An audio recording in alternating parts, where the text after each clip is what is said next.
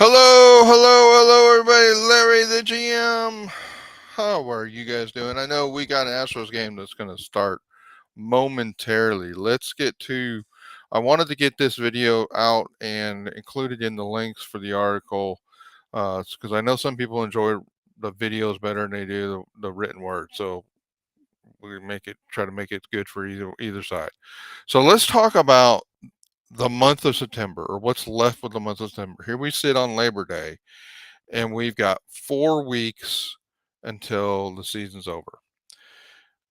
And I say there's 4 weeks to pass or fail. And to help set the scene, all you really need to do is look at the websites for the various teams. How are they feeling? Well, the Seattle is looking forward even after a loss yesterday. They've been so hot. They're pretty pumped up. They're pretty excited. The Rangers are pumped after getting the walk-off win yesterday, even though they've been scuffling most of the month, second half of August as well. And then the Blue Jays, they say we're starting to click, so they've got confidence that they're going someplace. So here we go. Those are the three teams really that the Astros are in a battle for the first two for the division, AL West division, and then the Blue Jays as another team that could take over the last wild card spot. How did the Astros website look? Well, we're scuffling after being swept by the Yankees, right? And so, in a little different tone there. And I think that kind of sets the tone of probably how the fan bases are feeling. So this morning, and you can click on the link of this in the article, and you'll go to Twitter where this is, and you can see the different responses. I give you some of them, and if you read them, like, oh, either Larry's got a lot of negative followers, or we've got. Okay, I'm sorry about that. Hang on. Okay, Larry's got a lot of negative followers, or we got um, we got some fans that are kind of freaking out.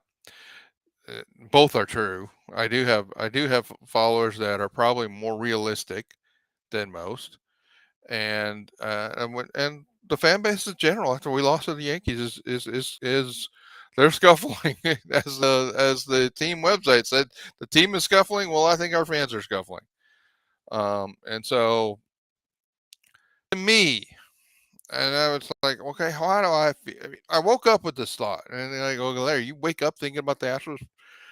I go to bed thinking about the Astros. I wake up thinking about the Astros. It's annoying to everybody around me, but I love the Astros, guys, and so I think about them quite often.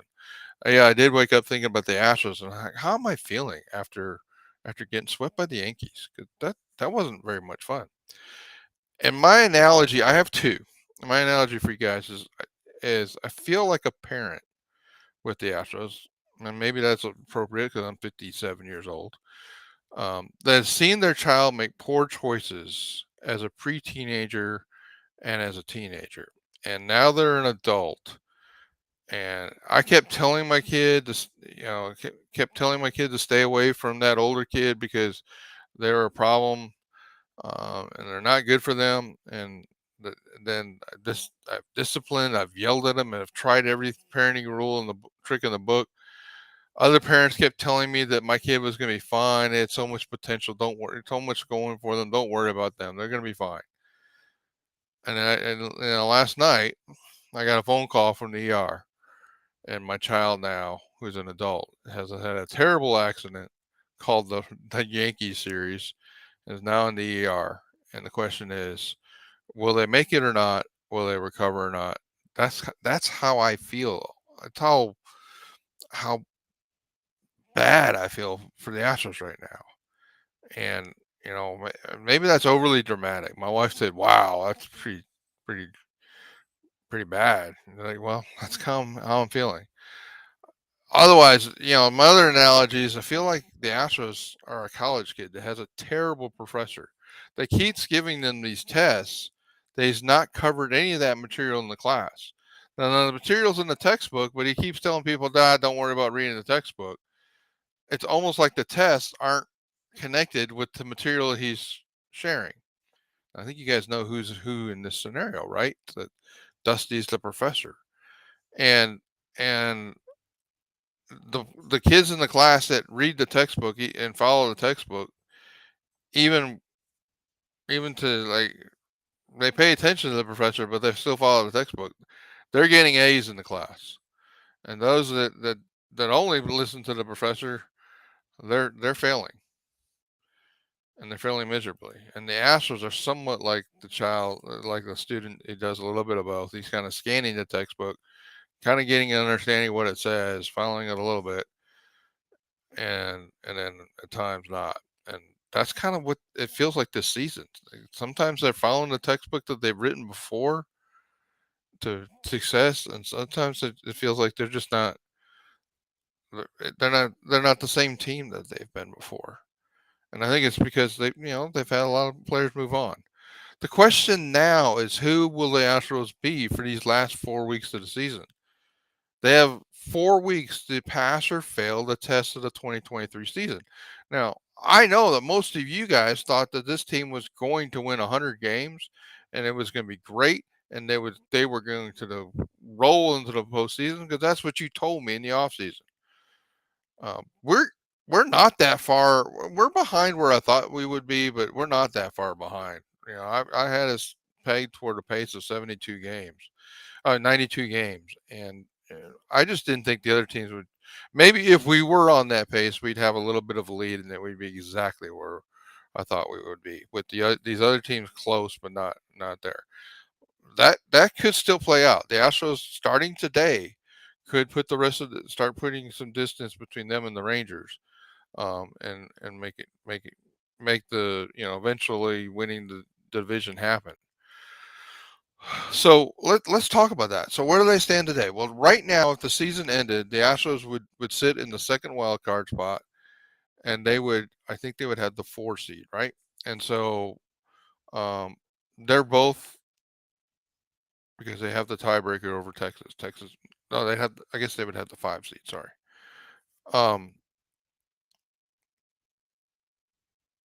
both they um, both Texas and Houston are half a game, 1.5 games ahead of the Blue Jays.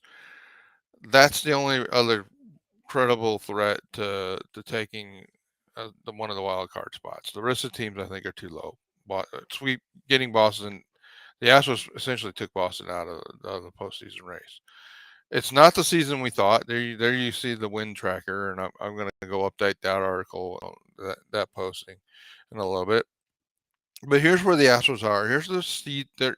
Here's where. Here's the games that the Astros have, and here's the games that these other teams have. And when you guys go to the article, you can spend some time and read that in detail. But you will see, I think the Astros will finish, and they're not going to. This is not an easy schedule. They got the Orioles, they got the Mariners, and they got the Rangers. I think they're going to finish 13-11. Maybe I'm trying to be a little cautious, and that'll make them 90-72.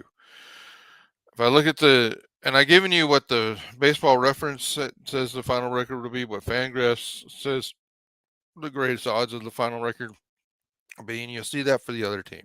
And you'll see what I think their records are going to be over the last 24, 25, 26 games. So what if that happens? What does it look like? Well, it looks like the Astros are basically where they are right now.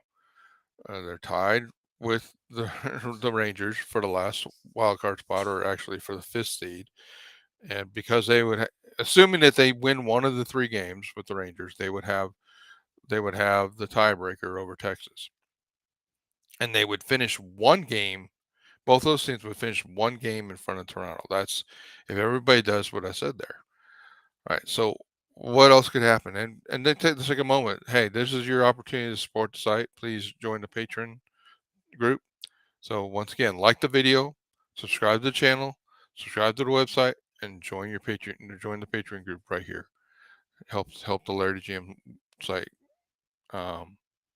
spread the word about us. All right, what's the best case scenario for the Astros? Well, I think the Astros, Literally, I mean, I said 13-11. If they go 15-9, just 2 games better, they steal a couple wins that I'm not expecting.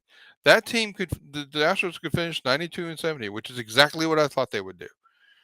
And except I thought they would win that if a 92-70, they would win the division by 3 to 5 games, and they would actually probably win the division by 1, maybe 2 games.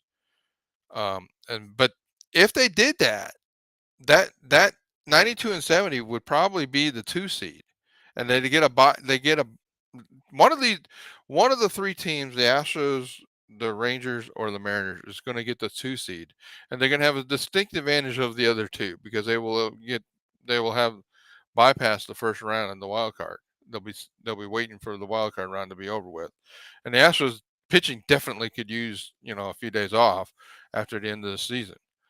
Well, what's the worst case scenario?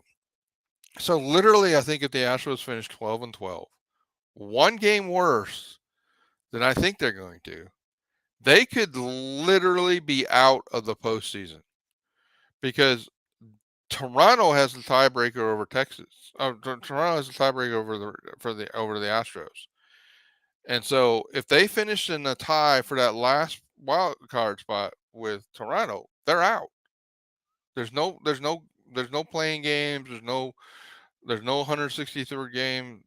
They go through tiebreakers, and if they can't settle the tie through any of the tiebreakers, they toss a coin. Right. So because they're not that worried about who gets the 6th seed in the third wild card. You're in or you're out. So that really means of a spread of about 3 games, assuming the other teams nobody goes crazy here, and somebody could go crazy, and the Mariners could go 20-5 and run away with the division. I don't think that's going to happen with any of the schedules here. So we literally could have a spread of 3 games make the difference between the Astros being in and being out, and that is why every game in the next 24 games for the Astros counts. Don't let anybody tell you they don't. I mean, don't let anybody ever tell you that any of the 162 games don't count. But if the Astros really want to go to the postseason, they need to win every game they possibly can. So they need to listen to I would say they need to listen to the star student that really has read the book and has lived the book and has aced this test before, Alex Bregman, who said we've got to treat every game like it's a must win. All that matters, show up, act like it, compete like it, prepare like it. That's the only thing we're focused on. And Alex, I wish I felt that was true. I don't know that I could come away from the Yankees series feeling that way. So I'll tell you guys, the critical stretch drive starts now. The Astros have 4 weeks, 4 weeks to pass or fail, 4 weeks to pass or fail the test of the 2023 season. That's what I got for you guys.